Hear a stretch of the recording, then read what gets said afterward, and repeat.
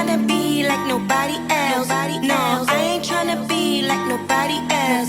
No, I ain't tryna be like nobody else. Cause I'm having too much fun tryna be myself. No, I'm not the type of chick that like to follow trends. I got a small circle, no, don't need a lot of friends. You know I gotta get this money cause I like to spend. I see you haters watching, so I just give you a grin. Hey you guys, what's up? It's another episode of K Content. I wanted to talk to you guys. It's been like, I think maybe today is the 5th day since I put out my last video. So I've been doing a lot since then, mainly looking for a place to stay, which was actually a dead end. Looking for a place down south. I was getting a lot of bad like calls, nothing regarding my credit or anything like that. I've never been evicted or anything like that. But it was just a matter of like places just didn't seem like real, authentic, genuine. You know, they were just on some other type of time, whatever the case may be. What I wanted to talk about, I always do that. I don't know what's wrong with me. But what I wanted to talk about, you know, something that I always do. And I don't know if people out there that watch the videos or anybody can relate to when you're waiting for the right moment to do something and you're just like waiting, like, oh no, I gotta do this, I gotta get this ready first, I gotta do this ready first. I've struggled with that my entire life, and because of that I feel like I haven't necessarily been stagnant, but I do feel like I haven't achieved all that I'm able and I know that I can achieve, because I am always feeling like, oh, I'm waiting on the right moment, I want everything to be perfect. Sometimes you just have to take a risk and believe that the Heavenly Father or whoever you believe in, or the universe, whatever it may be for you, that it's going to take care of itself. You have to really have faith. And for me, these last, I'll say like 2.5 years, more like 2 years. I'll say these last 2 years, I've really been honing in on that leading into this year here. And I really have just been like sitting back, not wasting time, but I will say I've just been, you know, letting the Heavenly Father take care of the situation. You know what I'm saying? Like I haven't been like, I do be like still going through my moments of stress and like, you know, depression, especially when COVID first hit. I was pregnant at the time. So of course, you know, I got the extra emotions going along with it. So I don't know. I just feel like, you know, those things that you're going to go through no matter what, constantly. But I still, in the meantime, if there was something I literally couldn't do and like my hands were completely tied, I still just maintain like, you know what? I know the Heavenly Father's going to work it out. I know He's going to work it out. And you have to maintain that no matter what. Like you have to keep that faith, because that's the only thing, you know, read my Bible, pray, and that's the only thing that gets me through any tough times, any rough times. Some of you guys might have other outlets like singing, it might be reading, it might be doing poetry, it might be dancing, it might be playing video games, drawing, like whatever I said, like, you know, it could be any of those things. So those could be other outlets, positive outlets. I don't know if anybody out there has ever dealt with, you know, mental health issues, such as, you know, depression, which is, you know, really a mental health issue, and things like that. Those of you who have dealt with it, some of you have been gone further than others as far as like maybe have thoughts of suicide. I personally myself would like to first be the one to say that I definitely have had those thoughts before in the past, and sometimes life just becomes too much. The thing that stops me, I don't know about for other people, the thing that stops me from taking it to that final stage is obviously now more so I have my son, but prior to having him, it's just, I know that I'm going to get through it. And there goes, you know, having that faith again. And, you know, that's what I just did. You know, I moved out here to the South. I'm staying, basically, I paid myself up for like 2 weeks. And I'm just going to see what I can do out here, you know, in this 2 weeks, if I'm going to be able. I have an orientation actually for a job on Monday already, but I'm still looking for other places. You know, you got to apply multiple places. Tomorrow I'm going to be taking my son to urgent care so he can get his physical, so I can get him a daycare. I called like 6 or 7, found one that I'm a little bit comfortable with, but I'm going to do the tour tomorrow. Go to the post office for my address. It's just like, it's a lot in a little bit of time, and I have to do it all while taking my son around with me. So I say all that to say, you have to take risks sometimes.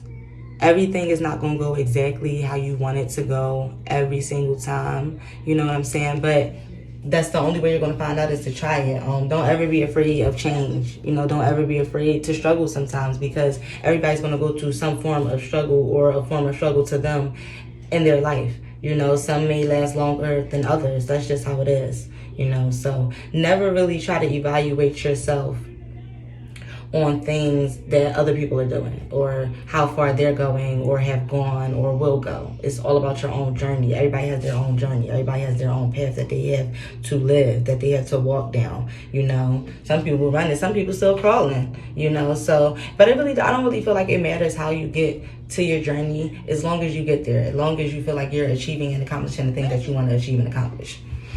Now, right now, I'm getting ready to get into not necessarily some ignorance or foolishness, but just gonna be talking about some things that bother me.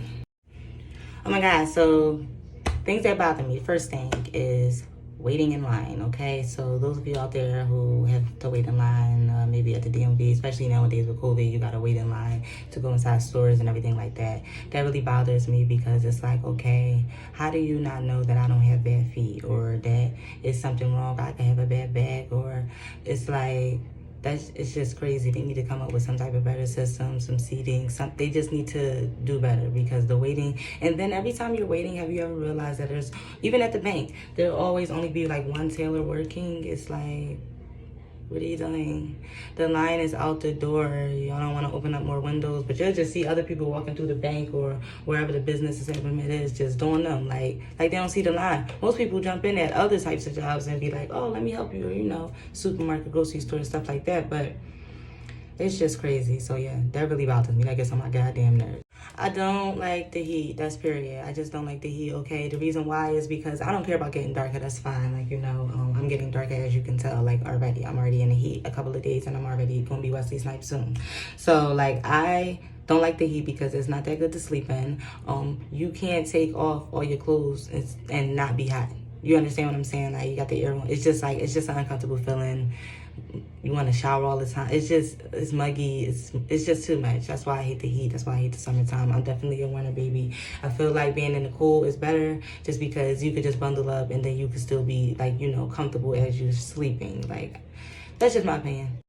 I really don't like the idea of having to wear seatbelts. The reason why is because the only person, like a lot of comedians have said, is it only affects you. It only affects the driver. So why are you paying me for something that only affects if I want to live or die?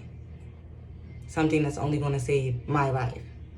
I just feel like that's another scam, you know? Just like something else that I'm going to tell you about that I hate, which is tickets. Tickets, I genuinely hate the idea of tickets because it's just like, first of all, most places that you go to, you have to pay for parking. Second of all, how you know that everybody have money to pay for parking? Third of all, it's not fair to give out tickets, especially now in the pandemic that they're still giving out tickets is ridiculous and crazy to me. It's just like y'all go up, they put an extra fee on the ticket. It's just all screaming, you know, a scam to me. You know, the whole system, like I always say that all the time, is a scam. It's just always something designed for you to never really get ahead unless you're a millionaire. You know, because even being a thousandaire, like, you know, having $100,000, that's not even no money no more. Well, all of the penalties, all of the taxes you got to pay, it's a lot. You already know my last video, I went in on guys that don't take care of your kids, so obviously that's something that bothers me as well. Other things that bother me are people that say that they want honesty, but really don't. When you say you want honesty, but then you get it, I'm not going to lie, the truth does hurt everybody. Now, I get my feelings hurt easily, personally. So I get my feelings hurt easily. For those of you that get your feelings hurt easily, it's probably best for you not to always want to be honest. But unfortunately, I am that person that's always trying to be like truthful and honest. But everybody doesn't want to receive it the right way. You take into that, and then you take into the same account. If you have friends and they're like, okay, don't talk about me behind my back. Okay. But if you talk to them to their face about things that are bothering you about them, it shouldn't necessarily have to end the friendship. It just should be like, okay, I receive it, you know, I'll try to work on this, or, you know, well, this bothers me about me, or I'm like this because of that. You know, I'm always looking for a resolve, you know, a solution to the issue. So I just want to say that those types of things really bother me, people that can't handle honesty but say that they're looking for honesty. Another thing that bothers me is like grown people I see that suck their thumbs. That really bothers me. Like, I'm not gonna lie. I feel like at some point that should have like gotten old. I hear that it affects your breath. Now, I'm not one to talk about something affecting your breath because I smoke cigarettes, so I'm sure that affects my breath. Even though none of my good friends have never told me that I've had bad breath, but I don't know why. Like, you know, if you know me, and you've ever smelled my breath and I have bad breath, please tell me to my face. Please don't lie to me. I know I have bad breath, especially in the morning time, because it's like everybody has bad breath in the morning time. But you mix that with smoking cigarettes, it's like, oh my God, it's terrible. Now, I want to be very clear. I'm not saying that I hate people or that the people themselves bother me that suck their fingers or their thumbs or wherever they suck that's on their hand. I just don't like the act itself. I just feel like it's gross. I just feel like it's nasty.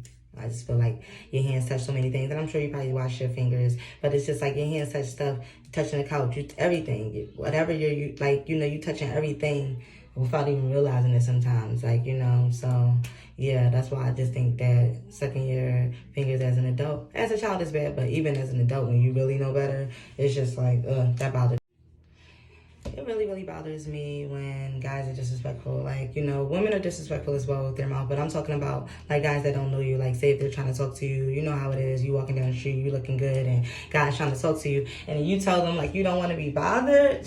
Man, they start calling you every name in the book. Everything but a child of guy is what they start to do. And I feel like, for me, guys that do that, that's actually, I like when guys do that because, first of all, if I was planning on stopping, I'm glad that I didn't, number one. And number two, you're insecure, you don't even really like women, number two. And then also number three, you have never been taught how to treat or talk to a woman. Maybe you didn't have a mom in your life, or me, it's a shame because I think the reason I give people so many chances in life is because I'm always looking at the reason why. Like, I'm always trying to figure out why people are doing the things that they're doing. Like, you take to the Real Housewives of Atlanta, they're always trying to figure out, okay, well, they give Kenya excuses for an example. Like, oh, she's this way because of that, and she didn't have a mom, and she didn't this, And I'm not saying that any of those things are excuses, but those things do affect how you handle situations, how you talk to people, how you handle people, the choices you make in life, everything. It affects everything. So I just want people to be conscious of that, try to take a walk in a person's shoes and figure out why they are the way that they are, because I definitely do that. I'm going to end this off on not a high note, because I'm still talking about things that bother me. That conversation hasn't been finished yet.